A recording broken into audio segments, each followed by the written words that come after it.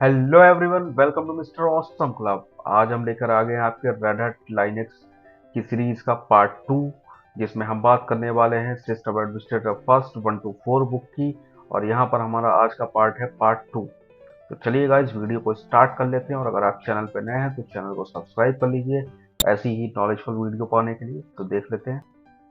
आज के पार्ट में हम यहाँ पर बात करने वाले हैं इंस्टॉलेशन ऑफ लिनक्स की। मीन्स लिनक्स को कैसे इंस्टॉल कर सकते हैं आप अपने सिस्टम में। तो वो सारी चीज़ें हम आज के पार्ट में यहाँ पर देखने वाले हैं। तो स्टार्ट कर लेते हैं। हम सबसे पहले कुछ बेसिक चीज़ों को जान लेते हैं इंस्टॉलेशन के बारे में। तो इंस्टॉलेशन से पहले बात कर लेते हैं हम हार्डवेयर रिक्वायरमेंट की। मीन्स अगर आप अपने सिस्टम में लिनक्स ऑपरेटिंग सिस्टम को रेड हैट को इंस्टॉल करना चाह रहे हैं तो रेड हैट का जो लेटेस्ट वर्जन है वो है यहाँ पर हमारा 9.0। मीन्स रेड हैट का 9.0 है या अभी का लेटेस्ट वर्जन। और अगर आप इस 9.0 को इंस्टॉल करना चाह रहे हैं आपके सिस्टम में तो क्या क्या हार्डवेयर रिक्वायरमेंट चाहिए होगी आपको। तो सबसे पहले हम बात कर लेते हैं इंस्टॉलेशन टाइप पे। तो अगर आप इंस्टॉल कर रहे हैं किसी भी यूएसबी पेन ड्राइव या डीवीडी का यूज करके तो एटलीस्ट मिनिमम जो रिक्वायरमेंट है वो 1.5 जीबी रैम की है। बट रिकमेंडेड मैं करूंगा कि आप यहाँ पर रैम जो है 4 जीबी रखें एक अच्छे से वर्क करने के लिए। बट यहाँ पर जो मिनिमम है वो 1.5 जीबी में आप इंस्टॉल कर सकते हैं। सेकंड नंबर, अगर आप नेटवर्क से इंस्टॉल कर रहे हैं यानी एनएफएस सर्वर का यूज कर रहे हैं तब भी आपको रैम 1.5 जीबी की चाहिए। अगर आप कोई भी H T T P S या एफ टी पी सर्वर का यूज कर रहे हैं इंस्टॉलेशन के लिए तो वहां पर आपको मिनिमम 3 जीबी ऑफ रैम की जरूरत पड़ेगी। रिक्वायर्ड कैपेसिटी की अगर हार्ड डिस्क की बात करें तो हार्ड डिस्क का जो स्पेस है मिनिमम आपको 10 जीबी चाहिए।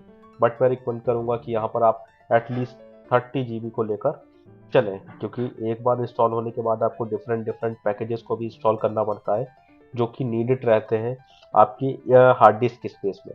मीन्स हार्ड डिस्क स्पेस में से ही पार्ट आपका जाएगा सॉफ्टवेयर इंस्टॉलेशन के लिए। तो अगर आप मिनिमम 10 जीबी लेंगे तो आगे आप सॉफ्टवेयर को इंस्टॉल नहीं कर पाएंगे। पार्टीशन की अगर हम बात करें तो यहाँ पर जो पार्टीशन नीडेड है वो है आपका रूट पार्टीशन, आपका बूट पार्टीशन और आपका swap partition. Means root boot और स्वैप आपको 3 पार्टीशन चाहिए यहाँ पर इंस्टॉल करने के लिए। जैसे अगर मैं एग्जांपल लेके बात करूँ विंडोज़ में आपको जो नीड होती है, क्योंकि विंडो को सभी चला चुके हैं, विंडो के बारे में सभी जानते हैं। विंडो को इंस्टॉल करने के लिए आपको सी ड्राइव और सिस्टम रिजर्व ये 2 पार्टीशन आपको चाहिए होते हैं। सी ड्राइव चाहिए होता है और एक सिस्टम रिजर्व चाहिए होता है अगर आप कोई भी विंडो को इंस्टॉल करना चाहते हैं तो। अब सी ड्राइव में आपकी रहती है सारी ओएस फाइल्स। मीन्स जो आपके विंडो ऑपरेटिंग सिस्टम की जितनी भी ओएस फाइल है वो सारी सी ड्राइव में रहती है। सिस्टम रिजर्व में रहती है आपकी बूटिंग फाइल जो आपके विंडो ऑपरेटिंग सिस्टम को बूट कराने के लिए यूज होती है। इसी तरीके से यहाँ पर लिनक्स में सी ड्राइव की जगह यूज होता है रूट पार्टीशन। तो रूट पार्टीशन में आपके रहती है यहाँ पर सारी की सारी लिनक्स ऑपरेटिंग सिस्टम की ओएस फाइल्स। और बूट पार्टीशन यहाँ पर यूज होता है सिस्टम रिजर्व की तरह, जिसमें सारी बूटिंग फाइल्स रहती हैं जो कि आपके लिनक्स सिस्टम को बूट कराने के लिए जरूरी है। अब बात करते हैं स्वैप पार्टीशन की। तो स्वैप पार्टीशन का क्या काम होता है।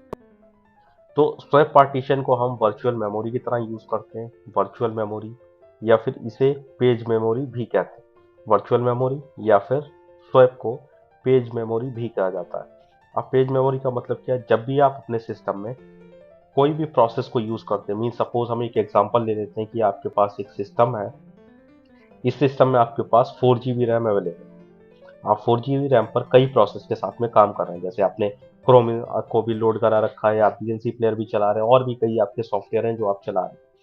अब अचानक आपने सॉफ्टवेयर इंक्रीज किए, आपने कई सॉफ्टवेयर को ओपन कर लिया एक साथ और ये 4 जीबी रैम जो है वो आपकी कम पड़ जाती है।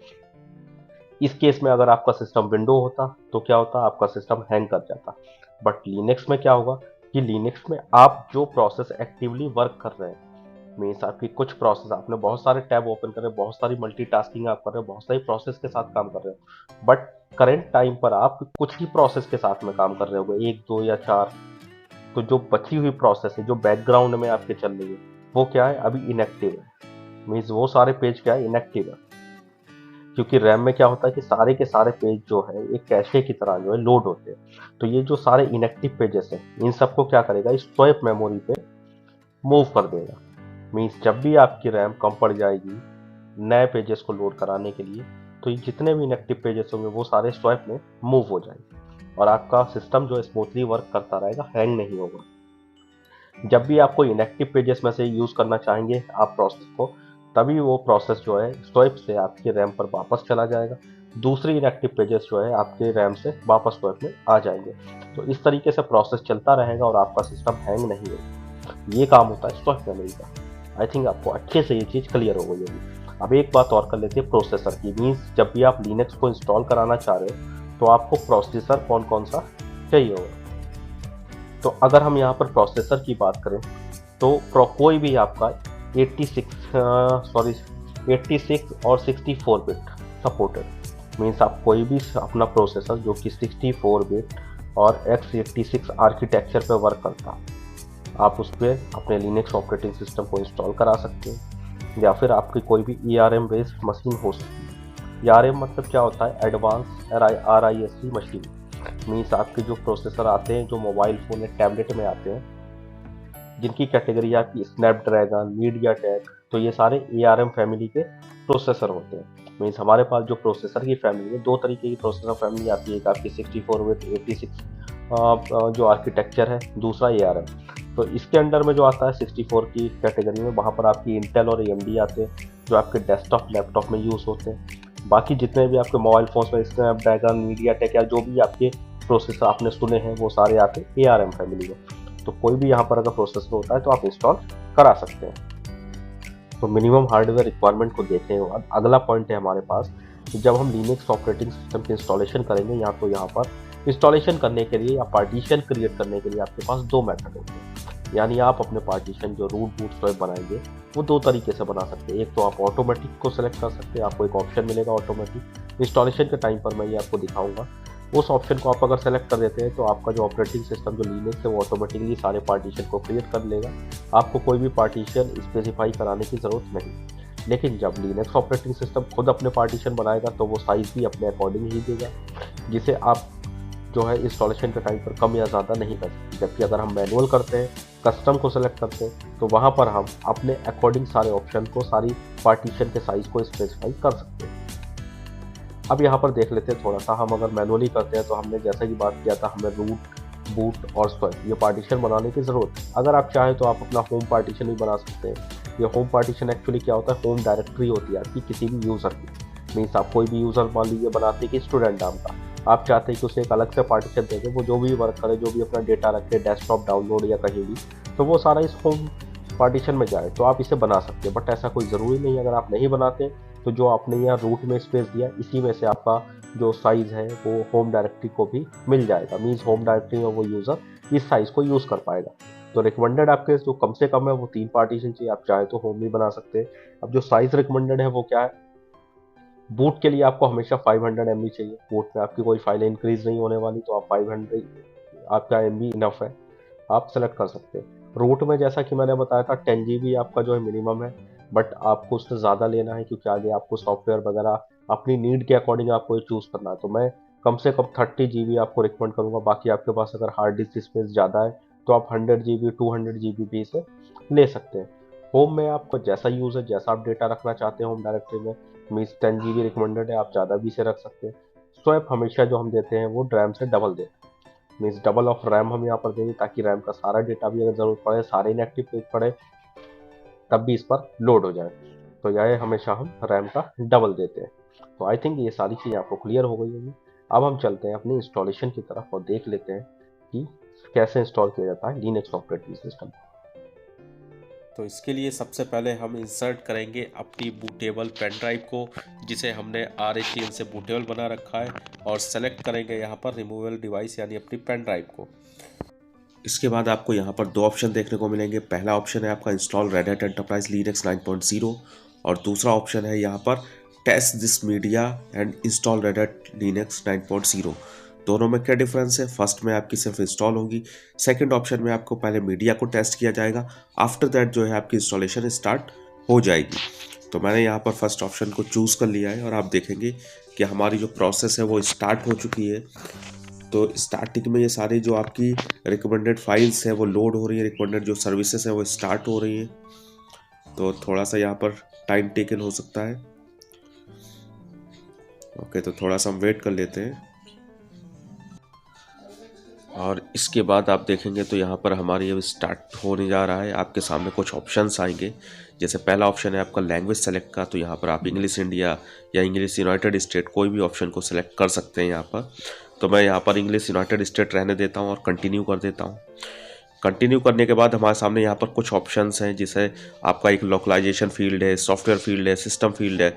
तो सबसे पहले लोकलाइजेशन फील्ड में हम कीबोर्ड में देखेंगे तो इंग्लिश यूएस लैंग्वेज कीबोर्ड की सिलेक्टेड है, जो कि दैट्स ओके फॉर मी। मैं इसे चेंज नहीं करने वाला। अगर आपकी कोई दूसरी लैंग्वेज है तो आप यहाँ पर कीबोर्ड लेआउट चेंज कर सकते हैं। दूसरा है लैंग्वेज सपोर्ट का, इंग्लिश यूनाइटेड स्टेट यहाँ भी सिलेक्टेड है, तो मैं यहाँ पर भी कोई भी चेंज नहीं करने वाला हूँ। थर्ड ऑप्शन है आपका टाइम एंड डेट का, तो अभी यहाँ पर एशिया कोलकाता है, जो कि ठीक है मेरे लिए, मेरा रीज़न यही आता है। अगर आपका कोई दूसरा रीज़न है तो आप मैप से या फिर यहाँ पर ऑप्शंस को ड्रैग करके सेलेक्ट कर सकते हैं। इस तरीके से आप ड्रैग करेंगे तो यहाँ पर ऑप्शन को आप सेलेक्ट कर पाएंगे, या फिर अगर आप मैप से चाहते हैं तो मैप में आप चूज़ कीजिए कंट्री, तब भी हो जाए। जैसे मैं इंडिया को सिलेक्ट करता हूँ तो यहाँ पर हमारा जो है मैप में भी सेलेक्ट हो जाएगा। इसके बाद अगला आते हैं हम सॉफ्टवेयर फील्ड में। तो यहाँ पर सॉफ्टवेयर फील्ड में आने के बाद सबसे पहला ऑप्शन आता है हमारा यहाँ पर connect to Red Hat. Connect to Red Hat means क्या है कि अगर आपने रेड हैट से सब्सक्रिप्शन ले रखा है, आपने रेड हैट पे अकाउंट क्रिएट कर रखा है, तो आप इसे रेड हैट के साथ भी कनेक्ट कर सकते हैं, या फिर अगर आप चाहें तो इंस्टॉलेशन के बाद भी कर सकते हैं। ऐसा कोई ज़रूरी नहीं है कि हम अभी करें। तो अभी मैं इसे स्किप करता हूं, क्योंकि अभी मैंने ऐसा कोई अकाउंट क्रिएट नहीं किया हुआ है।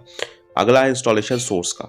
इंस्टॉलेशन सोर्स मीन्स आप जो इंस्टॉलेशन करने जा रहे हैं उसका सोर्स क्या है। तो अभी आप देखेंगे ऑटो डिटेक्टर पर सेलेक्टेड है, जिसकी वजह से मेरे यहाँ पर जो है CD DVD यानी मेरी ISO को सेलेक्ट किया गया। तो ISO क्या है, एक CD DVD का फॉर्मेट है।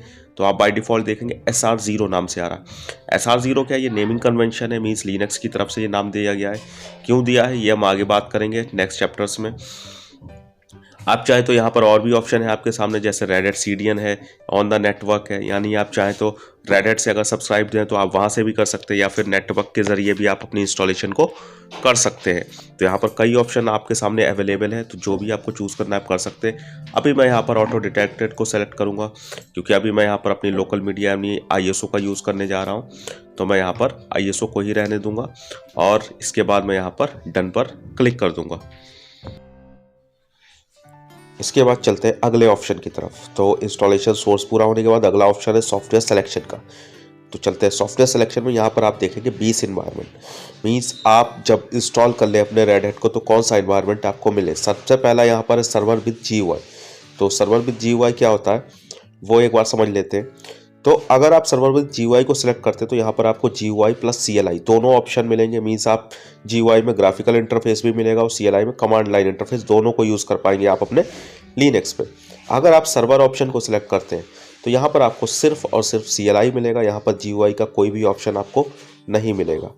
इसके बाद अगला, अगर आप जाते हैं मिनिमल इंस्टॉल पे, यानी कि CLI यहाँ मिल रहा है, अगले में क्या है मिनिमल इंस्टॉल। तो मिनिमल इंस्टॉल में क्या होगा, आपको सिर्फ कुछ बेसिक फंक्शनलिटी मिलेंगी, सारे ऑप्शन आपको नहीं मिलेंगे। रेड हैट के सारे काम आप नहीं कर सकते, कुछ बेसिक फंक्शनलिटी को ही आप यूज़ कर पाएंगे। इसके बाद आपका अगला है वर्क स्टेशन। वर्क स्टेशन में क्या आपको मोर GUI फंक्शन मिलेंगे, मतलब GUI के ऑप्शन आपको ज़्यादा मिलेंगे, और साथ ही CLI भी मिलेगा। आप ज़्यादा GUI का यूज़ कब करेंगे, आप जब आपके पास हार्डवेयर जो है वो ज़्यादा है, तो हार्डवेयर रिक्वायरमेंट भी यहाँ पर बढ़ जाएगी, क्योंकि जितना ज़्यादा GUI होगा आपका रैम प्रोसेसर भी ज़्यादा चाहिए होगा, यानी मोर हार्डवेयर की आपको यहाँ पर रिक्वायरमेंट होगी। तो ये है हमारा वर्क स्टेशन। दो ऑप्शन है हमारे पास, सर्वर विद GUI और वर्क स्टेशन, जो कि GUI प्लस CLI दोनों सपोर्ट करते हैं। इसके बाद हमारे पास नीचे अगला ऑप्शन आ जाता है कस्टम ऑपरेटिंग सिस्टम का। तो एक बार कस्टम ऑपरेटिंग सिस्टम की बात करें तो यहाँ पर आप अपने अकॉर्डिंग चूज़ कर सकते हैं कि कौन से ऑप्शन आपको चाहिए, कौन से नहीं चाहिए। तो उसके लिए हम कस्टम ऑपरेटिंग सिस्टम का यूज़ कर सकते हैं। इसके बाद चलते हैं वर्चुअलाइजेशन होस्ट पे। अगर आप वर्चुअलाइजेशन करना चाहते हैं, वर्चुअली यूज़ करना चाहते हैं लिनक्स को, तो आपको यहाँ पे मिनिमल वर्चुअलाइजेशन होस्ट मिल जाएगा, यानी मिनिमल फंक्शन के साथ आप जो है वर्चुअलाइजेशन को यूज़ कर पाएंगे। तो ये थे सारे ऑप्शन, बेसिक जो आपके बेस इन्वायरमेंट है वो सारे। तो अभी हम यहाँ पर सर्वर विद GUI यूज़ करने वाले हैं। साथ ही आप देखेंगे कि राइट हैंड साइड में और भी कुछ ऑप्शंस दे रखे हैं, जैसे डीबगिंग टूल है, FTP server, guest agent, mail server, और भी बहुत सारे ऑप्शन यहाँ पर दे रखे हुए हैं। तो ये सारे ऑप्शन क्या है, एडिशनली अगर आप इन सॉफ्टवेयर को इन इन्वायरमेंट के साथ में इंस्टॉल करना चाहते हैं तो आप अभी भी कर सकते हैं, बट अभी हम यहाँ पर कोई भी इंस्टॉल नहीं करने वाले, क्योंकि हम इन सॉफ्टवेयर को इंस्टॉल करेंगे आफ्टर द इंस्टॉलिंग, जब हमारा जो चैप्टर आएगा वो आएगा हमारा सॉफ्टवेयर मैनेजमेंट का चैप्टर, मींस पैकेज मैनेजमेंट का चैप्टर है हमारा फुली, वहाँ पर हम इन सारी चीज़ों को अलग से इंस्टॉल करेंगे। आप चाहे तो यहाँ पर भी इसे इंस्टॉल कर सकते हैं। तो हम इस ऑप्शन को यहीं पर डन कर देते हैं और डन करने के बाद देखते हैं अगले नेक्स्ट ऑप्शन को। तो यहाँ डन पर क्लिक कर देते हैं। तो आप देखेंगे यहाँ पर हमारा server with GUI automatically select हो गया है। अगला ऑप्शन आता है सिस्टम फील्ड में इंस्टॉलेशन डेस्टिनेशन का।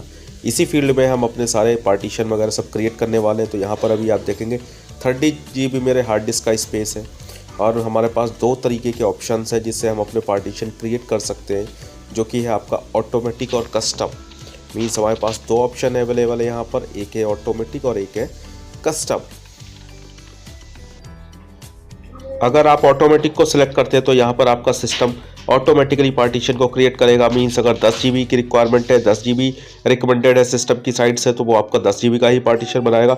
जबकि कस्टम में आप खुद से बना सकते हैं, खुद से चीज़ों को सिलेक्ट कर सकते हैं कितना साइज चाहते हैं आप अपने पार्टीशन का। तो अभी मैं यहाँ पर कस्टम को सिलेक्ट करूँगा और इसके बाद डन कर दूंगा। तो डन करने के बाद हमें यहाँ पर कुछ और ऑप्शंस मिलेंगे, यानी पार्टीशन क्रिएट करने के लिए। तो यहाँ पे सबसे पहला हमें काम क्या करना है, नीचे आपको प्लस और माइनस के 2 ऑप्शन मिल रहे हैं। प्लस मीन्स अगर आप कोई पार्टीशन को जोड़ना चाह रहे हैं तो आप प्लस कर सकते हैं, अगर कोई पार्टीशन डिलीट करना चाहते हैं तो माइनस कर सकते हैं। तो मैं अभी यहाँ पर प्लस करता हूँ क्योंकि मुझे अभी यहाँ पर पार्टीशन क्रिएट करने हैं। तो प्लस पर क्लिक करने के बाद आपके पास एक डायलॉग बॉक्स आएगा जहाँ पर आप एक्सपेंड बटन पर क्लिक करेंगे तो आपको पार्टीशन के टाइप दिखेंगे। ये सबसे पहला है रूट। तो हम रूट पार्टीशन क्रिएट करते हैं और यहाँ पर डिजायर्ड कैपेसिटी दे देते हैं। तो मेरा फ्री स्पेस 30 GB है, तो मैं यहाँ पर 25 GB दे देता हूँ, जिससे कि मेरी सारी की सारी रिक्वायरमेंट पूरी हो जाए। अगर आपका स्पेस ज़्यादा है तो आप उसके अकॉर्डिंग अपने रूट का साइज़ यहाँ पर डिफाइन कर सकते हैं। लेकिन जैसा मैंने बताया था 10 GB रिकमेंडेड है, पर हमें उससे ज़्यादा इसलिए चाहिए ताकि हम आगे भी जो भी वर्क करें, जो भी सॉफ्टवेयर इंस्टॉलेशन वगैरह करें, तो वो प्रॉपरली हम यहाँ पर कर सकें। तो मैं यहाँ पर 25G लिख देता हूँ, देन क्लिक कर देता हूँ ऐड माउंट पॉइंट पर। तो ऐड माउंट पॉइंट पर क्लिक करेंगे तो आपका एक पार्टीशन देखेंगे क्रिएट हो गया। दूसरा बना लेते हैं हम, तो इसके लिए दोबारा से हम क्लिक करेंगे प्लस पर। तो प्लस पर क्लिक कर लेते हैं। इसके बाद दोबारा से एक्सपेंड बटन पर क्लिक करेंगे और अब हम सेलेक्ट करेंगे स्लैश बूट, यानी दूसरा पार्टीशन जो हम बनाने वाले हैं। और इसका साइज हम यहाँ पर देंगे 500 MB, क्योंकि बूट में आपकी फाइल इंक्रीज नहीं होने वाली, तो 500 MB जो है इनफ है इसके लिए। Then add mount point. इसके बाद तीसरा पार्टीशन हम बनाएंगे, दोबारा से प्लस बटन पर क्लिक करेंगे और यहाँ पर बनाएंगे स्वैप। स्वैप को क्लिक करेंगे और हमें रैम का डबल देना है। मैंने 2 GB ऑफ रैम यहाँ पर यूज़ किया है, तो यहाँ पर मैं ये स्पेस जो है वो 4 GB दे देता हूँ। तो यहाँ पर हम टाइप कर देंगे 4 and G, तो 4 GB स्पेस दे देते हैं यहाँ पर। इसके बाद वापस क्लिक कर देते हैं ऐड माउंट पॉइंट पर और आप देखेंगे हमारे तीनों पार्टीशन यहाँ पर सक्सेसफुली क्रिएट हो चुके हैं। इसके बाद हम क्लिक कर देते हैं डन पर, यानी हमें रूट बूट स्वैप चाहिए था, वो हमने यहाँ पर क्रिएट कर लिए। तो हम इसे डन कर देते हैं, यानी हमारी कन्फिगरेशन यहाँ पर कंप्लीट हो गई है। इसके बाद अगला ऑप्शन है यहाँ पर kdump। तो हम kdump के बारे में देख लेते हैं क्या होता है kdump। तो आप kdump में देखेंगे तो kdump एक्चुअली क्या है, kdump is a kernel crash dumping mechanism. Means kdump का काम क्या होता है कि अगर कभी किसी वजह से आपके सिस्टम का कर्नल जो है वो क्रैश हो जाता है, तो उस क्रैश के ये kdump फीचर क्या करेगा, उस क्रैश के लिए एक लॉग फाइल्स बनाएगा। उस लॉग फाइल में वो सारी इन्फॉर्मेशन रखेगा कि रीज़न क्या था जिस वजह से आपका कर्नल जो है वो क्रैश हुआ था।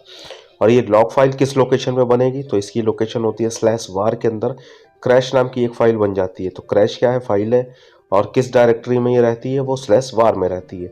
तो मीन्स kdump का काम क्या है, आपका यहाँ पर कर्नल डंप बनाकर रखना, यानी अगर कभी भी कर्नल में कोई प्रॉब्लम होती है, कोई भी दिक्कत होती है, क्रैश होता है, तो उसका रीज़न जिसकी वजह से आप उसे एनालाइज कर सको कि एक्चुअली रीज़न क्या था, किस वजह से आपका कर्नल जो है वो क्रैश हुआ था।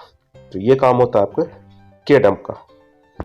तो इसे इनेबल रहने देते हैं और डन कर देते हैं। इसके बाद अगली सेटिंग है हमारी यहाँ पर नेटवर्क एंड होस्ट नेम की। मीन्स kdump क्या है, बाय डिफ़ॉल्ट इनेबल था, हमने इसे बाय डिफ़ॉल्ट इनेबल ही रहने दिया, कोई भी चेंजेस नहीं किया है। अगला ऑप्शन की तरफ चलते हैं जो कि हमारा network and host name. Means हम नेटवर्क को अपने कैसे सेट करेंगे, होस्ट नेम चेंज कर सकते हैं। तो क्लिक कर लेते हैं हम जरा नेटवर्क एंड होस्ट नेम पे। यहाँ आप देखेंगे बाय डिफ़ॉल्ट आपका ईथरनेट जो है ऑन है। अगर ये ऑन नहीं हो तो आप इसे ऑन कर सकते हैं। वैसे रेड हैट 9 में ये बाय डिफ़ॉल्ट ऑन रहता है, इससे पहले रेड हैट 8 में आपको ऑन करना पड़ता था। अगर आपका सिस्टम नेटवर्क से कनेक्टेड है, DHCP से IP मिल रहा है, तो ऑटोमेटिकली यहाँ पर आप देखेंगे सारी इन्फॉर्मेशन आ चुकी है। मीन्स के IP एड्रेस मिला है, सारी चीज़ें यहाँ पर है। अब देखते हैं नीचे आपका यहाँ पर देखिए IP एड्रेस दिखाया गया है और सारी इन्फॉर्मेशन यहाँ पर कैचअप हो गई है। होस्ट नेम देखिए यहाँ पर आप चाहे तो चेंज कर सकते हैं। बाय डिफ़ॉल्ट आपका लोकल होस्ट होता है नेम, आप चाहते हैं कुछ और, जैसे मैंने टेस्ट डॉट लोकल होस्ट कर देता हूँ मैं। देन इसे अप्लाई कर देता हूँ मैं, मीन्स अपना नाम चेंज कर लेता हूँ। ठीक है, मैं अप्लाई पे क्लिक कर दिया है और इसके बाद इसे अप्लाई करके डन कर लेते हैं। तो मैंने जस्ट डन कर दिया है। इसके बाद अगला ऑप्शन आपका जो है यहाँ पर वो सिक्योरिटी प्रोफाइल का है। Security profile means what, security profile आपका एसई लिनक्स का एक कॉन्सेप्ट आता है। अगर आपने एसई लिनक्स पे कोई प्रोफाइल बना रखा है तो वो आप यहाँ पर कर सकते हैं, बट अभी के लिए क्या है, मैं इसे स्किप कर रहा हूँ। आगे चैप्टर में जब हम एसई लिनक्स पढ़ेंगे तो इसके बारे में हम डिस्कस करेंगे, और अभी के लिए मैं इसे स्किप करके अगले ऑप्शन की तरफ चलते हैं, रूट पासवर्ड। रूट पासवर्ड की बात करेंगे, रूट पासवर्ड क्या होता है। तो पासवर्ड सेट करने से पहले मैं आपको बता दूं यहाँ पर थोड़ा सा अकाउंट्स के बारे में, मीन्स कि आपके यूज़र अकाउंट कौन कौन से होते हैं। तो अगर मैं विंडो की बात करूं तो विंडो में आपके कौन कौन से टाइप के यूज़र होते हैं। एक तो आपका होता है एडमिनिस्ट्रेटर, फर्स्ट कौन सा होता है, एडमिनिस्ट्रेटर। दूसरा आपका यहाँ पर होता है स्टैंडर्ड और guest. Admin account, normal user कह सकते हैं, और तीसरा गेस्ट। 3 टाइप के यूज़र होते हैं। लिनक्स में अगर हम बात करें तो लिनक्स में भी आपके 3 टाइप के यूज़र होते हैं, जिसमें से आपका एक एडमिन अकाउंट होता है, एडमिनिस्ट्रेटर मीन्स कह सकते हैं, जिसे यहाँ पर जो है सुपर यूज़र कहा जाता है। मीन्स यहाँ पर एडमिनिस्ट्रेटर वर्ड का यूज़ नहीं होता, यहाँ सुपर यूज़र कहते हैं। इसके बाद अगला यहाँ पर जो होता है वो होता है आपका स्टैंडर्ड यूज़र। स्टैंडर्ड मतलब आप कोई भी अलग से लोकल यूज़र बनाते हैं तो वो स्टैंडर्ड यूज़र की कैटेगरी में आता है। और यहाँ पर होते हैं सिस्टम यूज़र। तो सिस्टम यूज़र यानी 3 टाइप के यहाँ पर टोटल यूज़र होते हैं, जबकि सुपर यूज़र जो यहाँ पर एडमिनिस्ट्रेटर है वो क्या है, बाय डिफ़ॉल्ट रूट रहता है। मीन्स पहले से इसमें जो है वो अकाउंट क्रिएटेड होता है, बस आपको पासवर्ड सेट करना पड़ता है। तो हम यहाँ पर वही पासवर्ड सेट करने वाले अपने एडमिनिस्ट्रेटर अकाउंट यानी रूट का। तो चलिए फिर पासवर्ड को सेट कर लेते हैं यहाँ पर रूट का। तो मैं यहाँ पर एक पासवर्ड पुट कर देता हूँ और इसे कंफर्म में भी पुट कर देता हूँ। देन इसके बाद हमने यहाँ पर पासवर्ड सेट करने के बाद डन पे क्लिक करना है और दोबारा से डन पे क्लिक करना है। ठीक है, ये मैंने यहाँ पर अपने रूट यूज़र का पासवर्ड सेट कर दिया। नीचे ऑप्शन है यूज़र क्रिएशन का, यानी अगर आप स्टैंडर्ड यूज़र भी बनाना चाहते हैं तो यहाँ पर उसका नाम दे देते हैं। तो मैं यहाँ पर एक यूज़र भी क्रिएट कर लेता हूँ साथ में ही। आप चाहे तो इंस्टॉलेशन के बाद भी सेट कर सकते हैं, बट मैं अभी भी कर लेता हूँ। तो सबसे पहले आपको क्या देना है, यहाँ पर फुल नेम देना है। मीन्स मैं यहाँ स्टूडेंट नाम से एक बना रहा हूँ यूज़र। दैन इसके बाद पासवर्ड सेट कर लेते हैं इस पर भी, और confirm password. Then click on done. तो कंफर्म पासवर्ड डालने के बाद यहाँ पर डन पे क्लिक कर देंगे। ओके, सो ये मैंने सारा सेटअप यहाँ पे कर दिया है। आई थिंक ये सारा सेटअप अच्छे से सबको क्लियर हो गया होगा। कोई भी डाउट होता है आप कमेंट में भी हमसे इसके बारे में पूछ सकते हैं। और इसके बाद मैं अपनी बिगिन इंस्टॉलेशन स्टार्ट करने वाला हूँ। मीन्स इसके बाद हमारा इंस्टॉलेशन स्टार्ट हो जाएगी, थोड़ा सा टाइम लगेगा और इंस्टॉलेशन भी हमारी कंप्लीट हो जाएगी। तो क्लिक कर देते हैं बिगिन इंस्टॉलेशन पे। तो आप देखेंगे यहाँ पर प्रिपेयरिंग टू इंस्टॉल, थोड़ा सा यहाँ पर टाइम लगेगा। मैं वीडियो को थोड़ा सा फास्ट फॉरवर्ड कर रहा हूँ क्योंकि ये थोड़ा टाइम टेकन प्रोसेस है, ताकि आपका ये प्रोसेस जो है वो जल्दी से हो जाए और आप सारी चीज़ों को यहाँ पर देख पाएँ। तो आप देखेंगे यहाँ पर कुछ फाइल्स आपकी जो है वो इंस्टॉल हो रही हैं। जैसे लगभग अगर हम यहाँ पे देखें तो मेरी 1170 फाइल्स मीन 1170 फाइल्स है जो कि इंस्टॉल हो रही हैं। तो इन सबको इंस्टॉल हो जाने देते हैं थोड़ा सा, और उसके बाद देखते हैं आगे। तो ऑलमोस्ट मेरी इंस्टॉलिंग जो है एंड पर है, मीन्स सारी फाइल्स इंस्टॉल हो चुकी हैं। और लास्ट में आप देखेंगे रिबूट का ऑप्शन आ गया। आपको रिबूट पर क्लिक कर देना है। रिबूट पर क्लिक करने के बाद आपका थोड़ा सा टाइम और टेकन होगा, इसे भी थोड़ा सा मैंने फास्ट फॉरवर्ड किया हुआ है।